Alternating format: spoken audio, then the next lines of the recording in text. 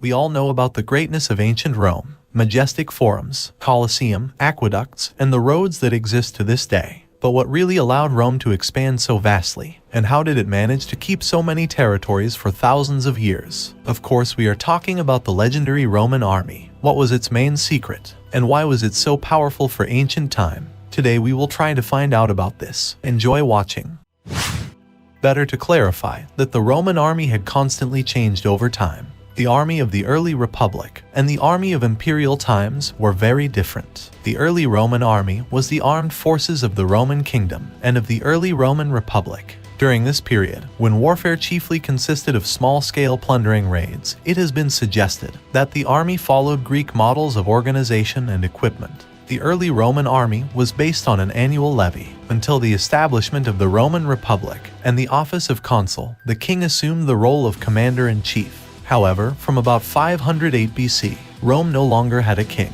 The commanding position of the army was given to the consuls, who were charged both singly and jointly to take care to preserve the republic from danger. Until 390 BC, Rome's army was organized similarly to the Greek phalanx. This was due to Greek influence in Italy by way of their colonies. After the Second Punic War, the Romans acquired an overseas empire, which necessitated standing forces to fight lengthy wars of conquest and to garrison the newly gained provinces. Thus, the army's character mutated from a temporary force based entirely on short-term conscription to a standing army, in which the conscripts were supplemented by a large number of volunteers willing to serve for much longer than the legal 6-year limit. The Roman army of the late Republic marks the continued transition from the conscription-based citizen levy of the mid-Republic to the mainly volunteer, professional standing forces of the imperial era. Under Augustus, there were 28 legions, consisting almost entirely of heavy infantry, with about 5,000 men each, in total 125,000 soldiers. A typical Roman army during this period consisted of 5 to 6 legions. One legion was made up of 10 cohorts. The first cohort had 5 centuria, each of 160 soldiers. In the 2nd through 10th cohorts, there were 6 centuria of 80 men each. These do not include archers, cavalry, or officers. The tactical division of the legion ensured a high level of maneuverability on the battlefield.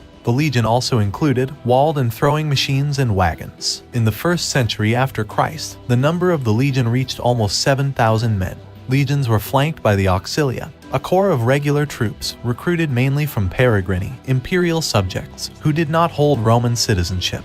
Auxilia contained heavy infantry equipped, similarly to legionaries, almost all of the army's cavalry, archers and slingers. The central feature of the Roman army of the mid-Republic was the manipular organization of its battle line. Instead of a single, large mass as in the early Roman army, the Romans now drew up in 3 lines, consisting of small units of 120 men, arrayed in chessboard fashion, giving much greater tactical strength and flexibility. Also, soldiers played an important role outside the military sphere. They performed the function of a provincial governor's police force. As a large, disciplined, and skilled force of fit men, they played a crucial role in the construction of a province's Roman military and civil infrastructure, in addition to constructing forts and fortified defenses such as Hadrian's Wall. They built roads, bridges, ports, public buildings, entire new cities, and also engaged in large-scale forest clearance and marsh drainage to expand the province's available arable land.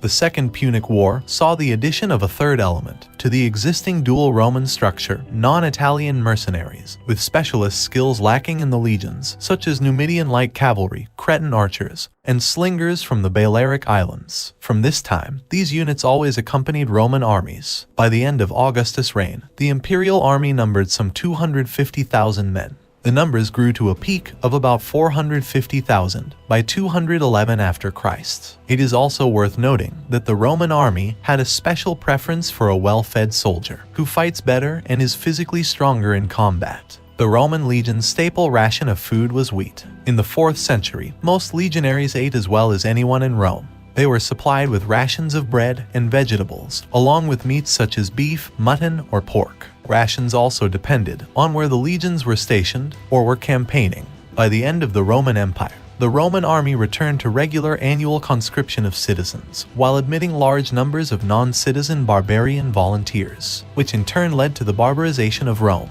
At the same time, a substantial proportion of the armies were stationed in the interior of the empire, escorting the emperors. The main point of this story is that once Rome began to rot from constant crisis, then the army followed the same path.